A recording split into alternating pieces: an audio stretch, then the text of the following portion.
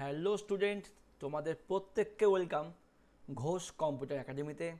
আমি সুকান্ত ঘোষ, তোমাদের online computer sir. তোমরা জানো আমরা কিন্তু ক্লাস 11-এর অর্থাৎ নতুন সিলেবাস দেখে নাও। এই তোমাদের কম্পিউটার অ্যাপ্লিকেশনের সিলেবাস, এই তোমাদের কম্পিউটার সায়েন্সের সিলেবাস। এই সিলেবাসে কিন্তু আমরা ক্লাস শুরু করে দিয়েছি। যেখানে তোমরা দেখতে পাচ্ছ সিলেবাসের মধ্যে কি কি আছে, তার জন্য তোমাদের অবশ্যই চ্যানেলের মেন পেজে আসতেই হবে এবং এখানে এসে এই একটা ভিডিও তোমরা দেখে নেবে। তোমরা অনেকেই ভিডিওতে কমেন্ট করছো, স্যার সিলেবাসে কী আছে সম্পূর্ণ সিলেবাসটা দিন।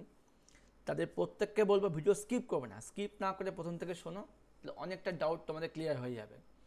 প্রত্যেকের সিলেবাসে ভিডিওটা দেখে নেবে। আর সবাইকে অবশ্যই বলবো এই ভিডিওগুলোর পাশাপাশি অবশ্যই প্লে লিস্ট যাও।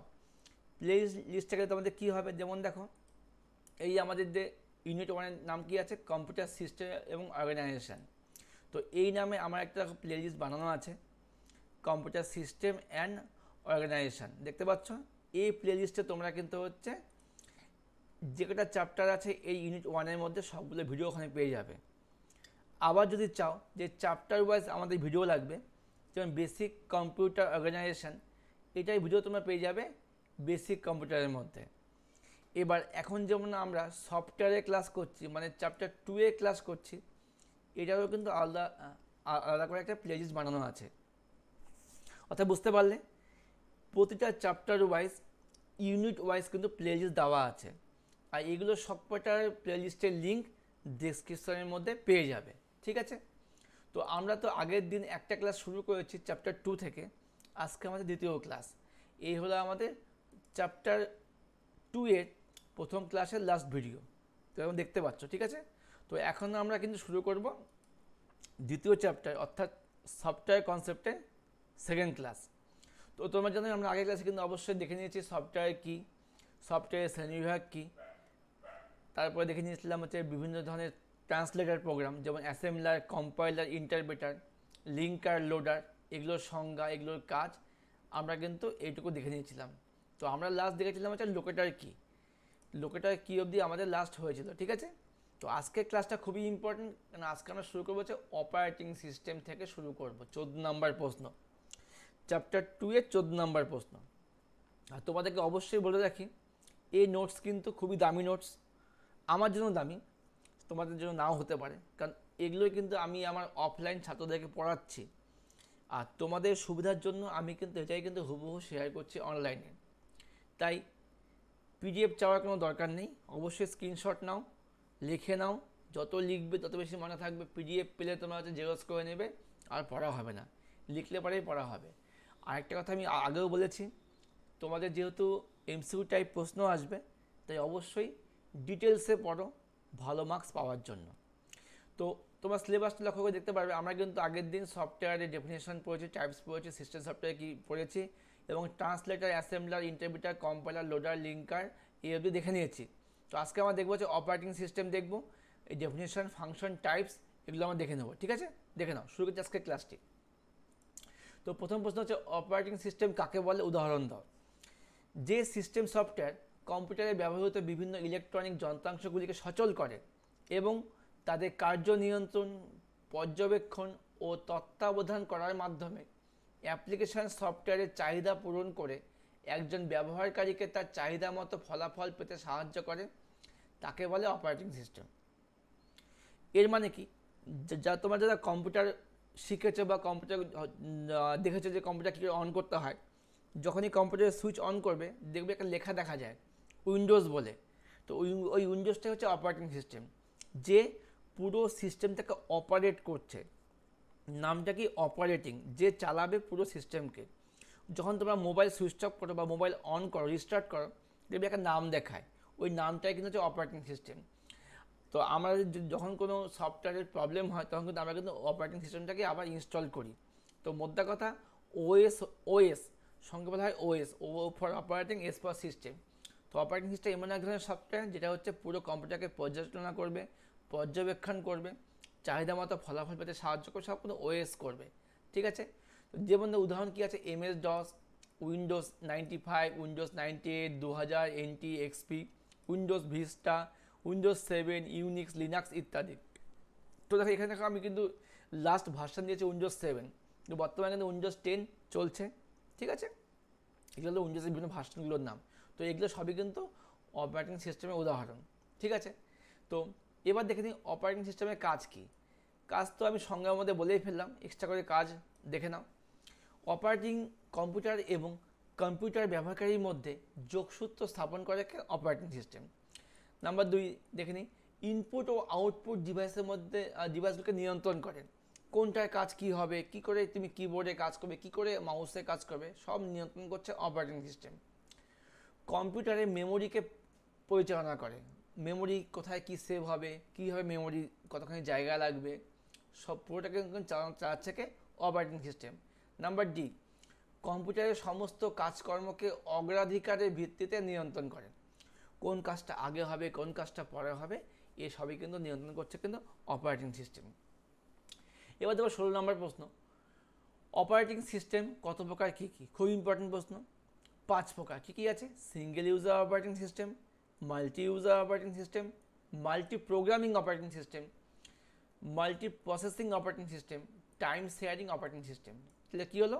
Single user, multi user, multi programming, multi processing এবং টাইম শেয়ারিং, এই হলো 5 প্রকারের অপারেটিং সিস্টেম।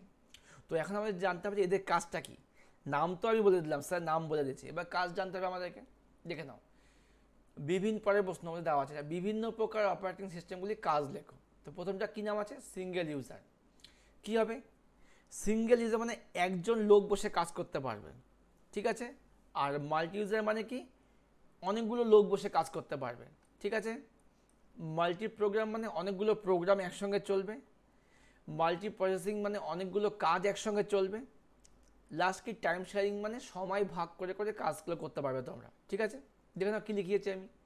সিঙ্গেল ইউজারে এই প্রকার অপারেটিং সিস্টেম একই সময়ে একজন কম্পিউটার ব্যবহারকারী একটি কাজ করতে পারে। ওকে, উদাহরণ কি? MS-DOS। মাল্টি ইউজার কী হবে? এই ধরনের অপারেটিং সিস্টেমে একই সময়ে একাধিক ব্যবহারকারী ভিন্ন ধরনের কাজ করতে পারে। ঠিক আছে, মাল্টি ইউজার বসলো, যার যেমন কাজ দরকার সে সেমন কাজ করতে পারবে, যেমন কি ইউনিক্স, লিনাক্স ইত্যাদি। মাল্টি প্রোগ্রামিংয়ে কী হচ্ছে? এই ধরনের অপারেটিং সিস্টেমে একসাথে একাধিক প্রোগ্রাম মেমোরি নির্দিষ্ট স্থানে অবস্থান করে সমান্তরালভাবে পরিচালিত হয়। অনেকগুলো প্রোগ্রাম মেমোরি ভাগ করে করে একসঙ্গে চলছে। ঠিক আছে, মাল্টি প্রোগ্রামিং, যেমন কি ইউনিক্স, লিনাক্স, IBM OS 400 ইত্যাদি। মাল্টি প্রসেসিং মানে কি? এই ধরনের অপারেটিং সিস্টেমে 2 বা ততোধিক নির্দেশ, 2 বা ততোধিক কেন্দ্রীয় প্রসেসর CPU এর দ্বারা চালিত হয়, অর্থাৎ এখানে একাধিক প্রসেসর ব্যবহার করা হয়। ভালো করে বোঝো। তাহলে মাল্টি প্রোগ্রামিংয়ে কী হচ্ছে? তুমি একসঙ্গে গান করছো, নেট চালাচ্ছ, ঠিক আছে, ভিডিও দেখছো, এটা হচ্ছে মাল্টি প্রোগ্রামিং। আর মাল্টি প্রসেসিংয়ে কী হচ্ছে? অনেকগুলো CPU থাকবে, মানে প্রসেসর থাকবে। যেমন দেখো মহাকাশযান, বিদ্যুৎ উৎপাদন কেন্দ্র, কলকারখানা, এসব ক্ষেত্রে কিন্তু মাল্টি প্রসেসিং সিস্টেম ব্যবহার করা হয়। ঠিক আছে, তারপরে কি আছে? Time sharing operating system. Time sharing কোনটা? এই ধরনের অপারেটিং সিস্টেমে টাইম শেয়ারিং পদ্ধতিতে একাধিক ব্যবহারকারী নিজ নিজ টার্মিনালে বসে মূল কম্পিউটারে কাজ করে। আচ্ছা, এখানে টার্মিনাল মানে কি? টার্মিনাল মানে হচ্ছে, মনে করো CPU থাকবে একটা, তোমাদের কাছে খালি মনিটর থাকবে আর কিবোর্ড মাউস থাকবে। ঠিক আছে, তার মানে কী হলো? তোমাকে ওই CPU থেকে তোমাকে কাজ করতে ইচ্ছে টাইম শেয়ার করে, তুমি এই সময় এই কাজটা করবে, তুমি ওই সময় ওই কাজটা করবে। তবে সেক্ষেত্রে তোমার একটা থাকবে CPU, অনেকগুলো তোমার মনিটর বা কিবোর্ড থাকবে। বুঝতে পেরেছো? এই হলো 5 প্রকার অপারেটিং সিস্টেম। আশা করি কোনো ডাউট নেই। ডাউট থাকলে অবশ্যই কমেন্ট করো এবং অবশ্যই পারলে পরে গুগলে গিয়ে সার্চ মেরে নাও। ঠিক আছে, এবার দেখে নাও 18 নম্বর প্রশ্ন। কি লিখেছি? অ্যাপ্লিকেশন সফটওয়্যার কি? বিভিন্ন ধরনের অ্যাপ্লিকেশন সফটওয়্যারগুলির নাম উদাহরণ দাও। তো দেখে নাও, যে সমস্ত সফটওয়্যারগুলি যেটা ব্যবহারকারীর প্রয়োজন অনুযায়ী এবং নির্দিষ্ট কাজ সম্পাদনা এক বা একাধিক করতে, মানে সম্পাদনা করতে ব্যবহারকারীকে সাহায্য করে, একে বলা হয় অ্যাপ্লিকেশন সফটওয়্যার বলে। কম্পিউটার অ্যাপ্লিকেশন তাই অপারেটিং সিস্টেম ইউটিলিটি প্রোগ্রামিং ভাষা ইত্যাদির চেয়ে অনেক একটু ভুল লিখেছে, একটু নোটটা ভুল হয়েছে, আমি ঠিক করে দিচ্ছি। হ্যাঁ, এটা তোমার পড়ার দরকার নেই, ঠিক আছে? নোটটা একটু ভুল লিখেছে, আমারও চেক করা হয়নি, সরি। আমি বলছি যে ধরনের সফটওয়্যারগুলি আমরা আমাদের নিজস্ব প্রয়োজনে কম্পিউটারে ব্যবহার করি সেটা হচ্ছে অ্যাপ্লিকেশান সফটওয়্যার। তোমাকে অবশ্যই অপারেটিং সিস্টেম লোড করতে হবে। যখন তুমি তোমার কম্পিউটার কিনে নিয়ে আসছো, তোমার কম্পিউটারে অপারেটিং সিস্টেম দেওয়া থাকবে, সে উইন্ডোজ 10 হোক, 7 হোক ইত্যাদি। তারপর তোমার প্রয়োজন হচ্ছে এমএস ওয়ার্ড প্রয়োজন, ট্যালি প্রয়োজন, গেম প্রয়োজন, এগুলো সব তোমার হচ্ছে অ্যাপ্লিকেশান সফটওয়্যার। তুমি ভিডিও বানাবে, ভিডিও সফটওয়্যার প্রয়োজন, এগুলো সব তোমার অ্যাপ্লিকেশান সফটওয়্যার, কারণ এগুলো তোমার প্রয়োজন, তুমি এখানে ইনস্টল করবে। বুঝতে পেরেছ? অ্যাপ্লিকেশন মানে ব্যবহার, তোমার নিজস্ব ব্যবহারের জন্য যে সমস্ত সফটওয়্যার প্রয়োজন ওটা হচ্ছে কিন্তু অ্যাপ্লিকেশান সফটওয়্যার। আশা করি ক্লিয়ার। এবার পরের প্রশ্ন, বিভিন্ন ধরনের অ্যাপ্লিকেশন সফটওয়্যারগুলির নাম উদাহরণ দাও। খুব ইম্পর্টেন্ট এই চারটা, দেখে নাও, খুব খুব ইম্পর্টেন্ট। স্টুডেন্ট, তোমাদের প্রত্যেককে বলছি, প্রত্যেকে কিন্তু অবশ্যই কমেন্ট করো। কমেন্ট না করলে কিন্তু আমি বুঝতে পারবো না তোমাদের ভিডিওগুলো কেমন লাগছে, আর আমিও কিন্তু আগ্রহ পাবো না নতুন ক্লাস দেওয়ার। তো যত বেশি কমেন্ট তত বেশি কিন্তু তোমার ভিডিও, আর লাইক না হলে কিন্তু ভিডিও আর নতুন ভিডিও আসবে না। তো এইটুকু তো তোমরা একটা হেল্প করতেই পারো, ঠিক আছে? তোমরা অনলাইন থেকে আশা করি তোমাদের কাঙ্ক্ষিত ক্লাসগুলো পেয়ে যাচ্ছ। ভালো কি খারাপ তোমরাই বলবে, ওটা অবশ্যই কমেন্ট করে জানাও। যাই হোক, সম্পূর্ণটাই তোমাদের উপর, তোমরাই। ঠিক আছে, দেখো অ্যাপ্লিকেশন সফটওয়্যার কত প্রকার? 4 প্রকার। Word processor software, spreadsheet software, database package এবং অ্যাকাউন্টস প্যাকেজ। 4 ধরনের কিন্তু অ্যাপ্লিকেশন সফটওয়্যার পাওয়া যায়। কী হলো? Word processor, spreadsheet, database package এবং অ্যাকাউন্টস প্যাকেজ। এবার দেখো ওয়ার্ড প্রসেসরের মধ্যে কী কী আছে? MS Word, PageMaker, WordPad, Notepad, WordStar, WordPerfect, MS Publisher. এবং স্প্রেডশিটের মধ্যে কী কী আছে? MS Excel, Lotus, FoxPro, MS Access, dBase, Oracle, MS SQL, FoxBase, Clipper. আর অ্যাকাউন্টস প্যাকেজে কী আছে? ট্যালি, ফ্যাক্ট, এনইএসিটি, নিসেট। তো এগুলো কিন্তু তোমাদের সব এই সফটওয়্যারগুলো উদাহরণ। তো তোমরা এগুলো কেন পড়বে? যদি প্রশ্ন আসে নিচের কোনটি ওয়ার্ড প্রসেসিং সফটওয়্যার নয়, এবার তুমি যদি নামগুলো না জানো তবে তুমি কী করে টিক মারবে যে এটি নয়?